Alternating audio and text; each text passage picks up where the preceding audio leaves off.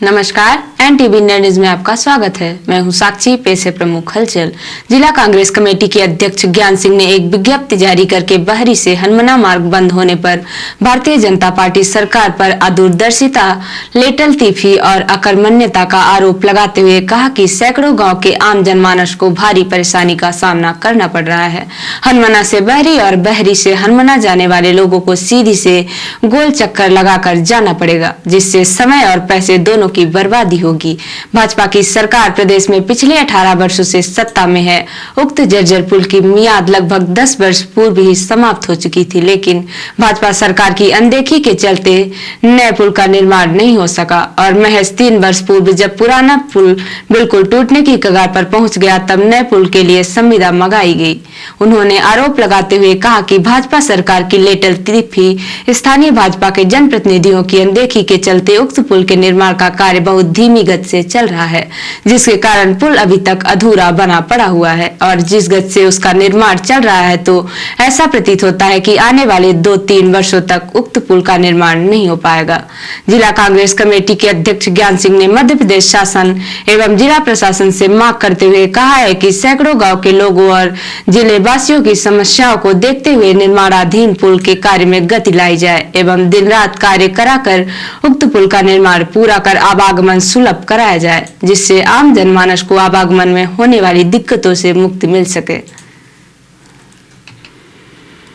सीधी जिला व्यापारी संघ के चुनाव की प्रक्रिया ने अब काफी जोर पकड़ लिया है। चुनाव चिन्ह के आवंटन हो जाने के बाद मैदान में बचे अध्यक्ष और कोषाध्यक्ष प्रत्याशियों के बीच अब आरोप प्रत्यारोप की बयानबाजी तेज हो गई।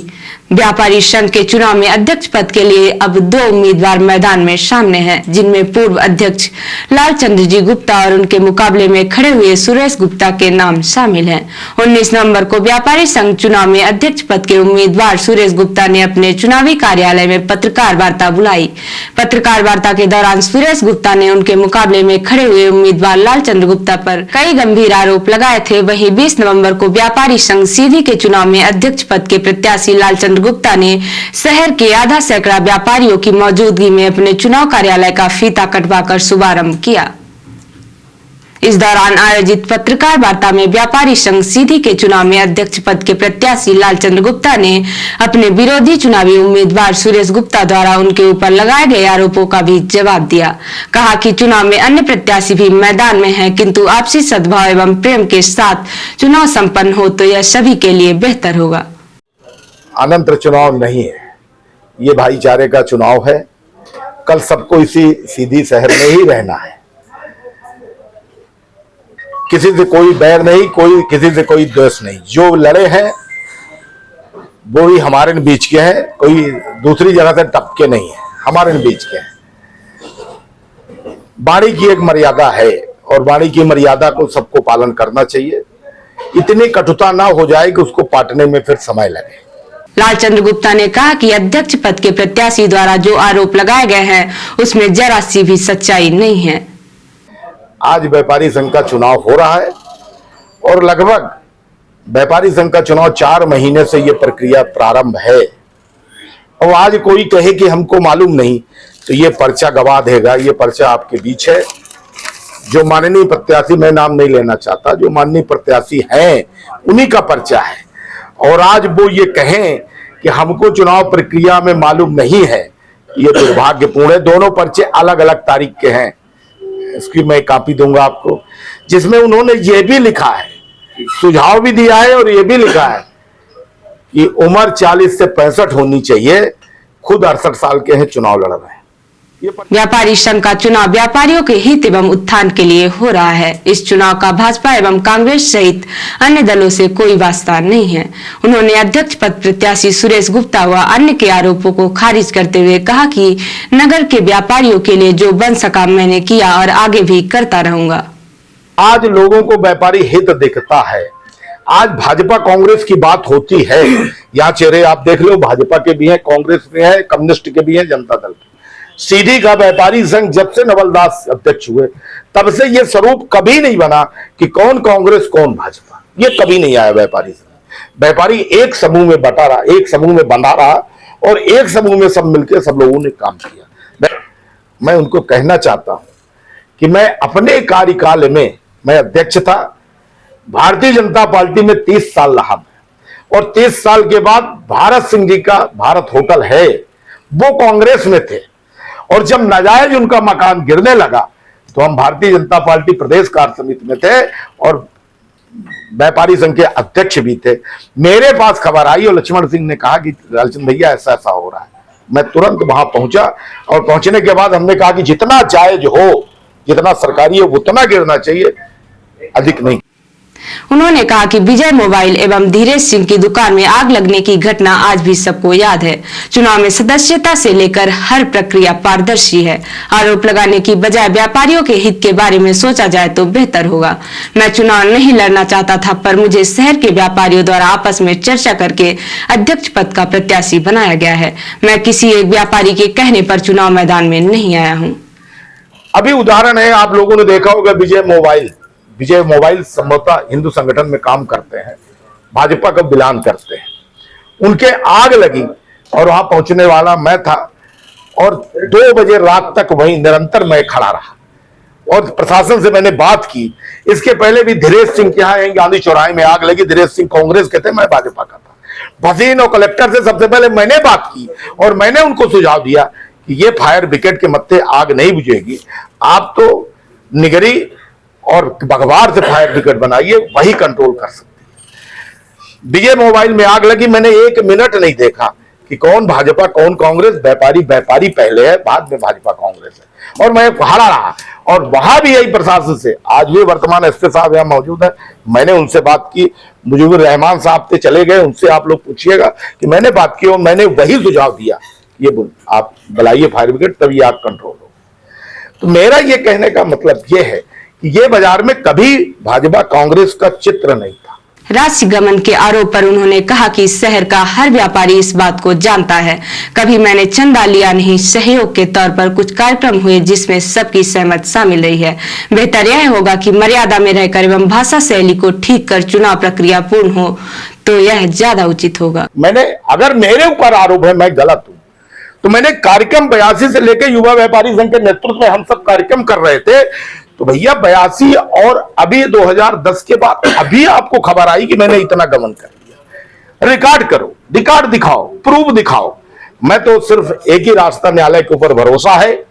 मैं न्यायालय में जाऊंगा और न्यायालय में मानहानि का केस करूंगा। इसके साथ ही लालचंद गुप्ता ने एनटीवी इंडिया न्यूज के पूछे गए सवालों के जवाब भी दिए। व्यापारियों का चुनाव है, आप भी राजनीतिक दल से हैं, कहीं न कहीं वो लोग भी राजनीतिक दल से जुड़े हैं। व्यापारी संघ का चुनाव पर्दे के पीछे कहीं पूरी तरह से राजनीतिक तो नहीं हुआ जा रहा है, क्योंकि जो आरोप प्रत्यारोप की जो भाषा है वो राजनीति की शैली में हो रही है, ना कि व्यापारियों के शैली में। क्या कहना चाहेंगे इसमें? हमारा जब राजनीतिक मंच होगा तब राजनीतिक शैली, मैंने पहले ही कह दिया है कि कोई भी व्यापारी लड़े और व्यापारी हित के लिए दल आड़े नहीं आना चाहिए। जब व्यापारी हित हो तो दल को किनारे करके, और व्यापारी हित में सही प्रतिनिधित्व तो वही है, और सही प्रतिनिधि वही होगा जो जिस पद पर है उस पद का निर्वाह करे। राजनीति में हमारा कोई मतलब नहीं कि राजनीति को उसको हम तोड़ दे रहे हैं। ये सभी व्यापारियों का चुनाव है और व्यापारी संघ में सारे दल के लोग हैं, कोई एक दल के लोग नहीं।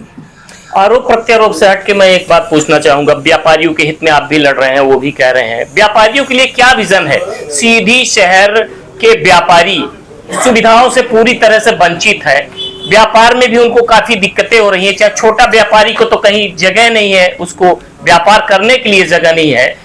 तो इस ओर आप लोग का कोई विजन है? इस चुनाव में आप लोग कोई विजन लेके आएंगे? ये हमारा विजन है, ये पूरा विजन है, 14-15 इसमें है कि इसके प्रति आपको प्राप्त हो जाएगी।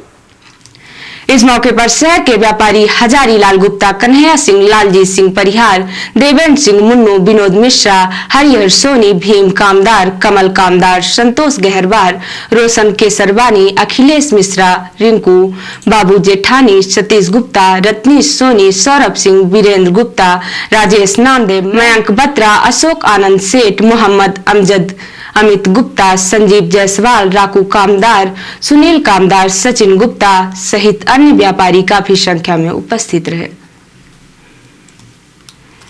पुलिस अधीक्षक मुकेश कुमार श्रीवास्तव ने फरार आरोपियों की गिरफ्तारी पर 20,000 रुपए का इनाम घोषित किया है। उन्होंने कहा है कि जो भी व्यक्ति आरोपी को गिरफ्तार करेगा या गिरफ्तारी के लिए ऐसी सूचना देगा जिसके आधार पर फरार आरोपी की गिरफ्तारी हो सके, इनाम राशि के पुरस्कार से पुरस्कृत किया जाएगा। इनाम वितरण का अंतिम निर्णय पुलिस अधीक्षक का मान्य होगा। श्री श्रीवास्तव ने बताया कि ग्राम हर्रहा गहिरा टोला चैकी कुंदवार थाना जियावन जिला सिगरौली के वंश बहादुर सिंह पिता भगवान सिंह गोड़ की गिरफ्तारी पर 5,000 रुपए, ग्राम तेवजा थाना खारा जिला फतेहपुर उत्तर प्रदेश के कल्पनाथ सिंह पिता ठाकुर सिंह एवं ध्यान प्रताप सिंह उर्फ राजा पिता ठाकुर प्रसाद सिंह की गिरफ्तारी पर 5,000 रुपए एवं ग्राम पटेहरा कला कुटिया टोला थाना कोतवाली जिला सीधी के रजनीश जायसवाल पिता शिव प्रसाद जायसवाल की गिरफ्तारी पर 5,000 रुपए का इनाम घोषित किया गया है। उक्त के संबंध में अधिक जानकारी पुलिस अधीक्षक कार्यालय सीधी से प्राप्त की जा सकती है। सीधी शहर से लगे नौडिया में मणिका संगीत शिक्षण संस्थान में संगीत संध्या कार्यक्रम का आयोजन विनोद मिश्रा स्वास्थ्य समिति नगर पालिका के अध्यक्ष की अध्यक्षता श्रीकांत सिंह मूर्तिकार अखंड प्रताप सिंह जिला महामंत्री कांग्रेस एवं अन्य गणमान्य अतिथियों की उपस्थिति में किया गया। कार्यक्रम में मणिका संगीत संस्थान की संचालिका के द्वारा भजन एवं कई मधुर गीतों की प्रस्तुति दी गई।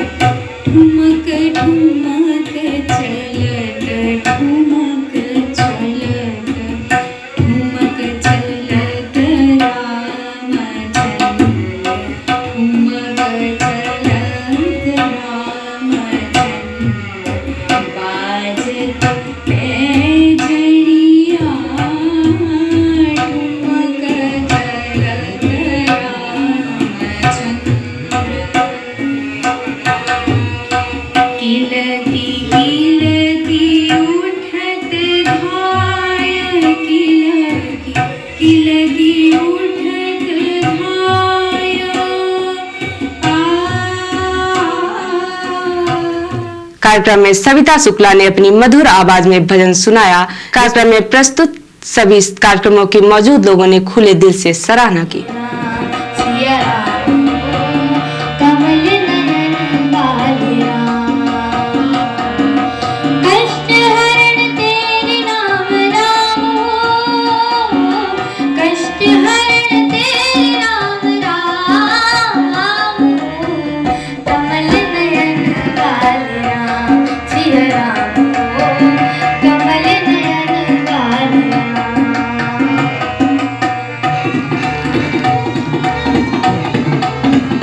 रिपोर्टर हिमानी रतेला ने बताया कि उत्तराखंड न्यायिक एवं विधिक अकादमी उजाला के तत्वाधान भवानी में human trafficking, gender justice and upliftment of weaker sections of society विषय से संबंधित 2 दिवसीय न्यायिक सेमिनार का आज रविवार को उजाला के ऑडिटोरियम में समापन हुआ।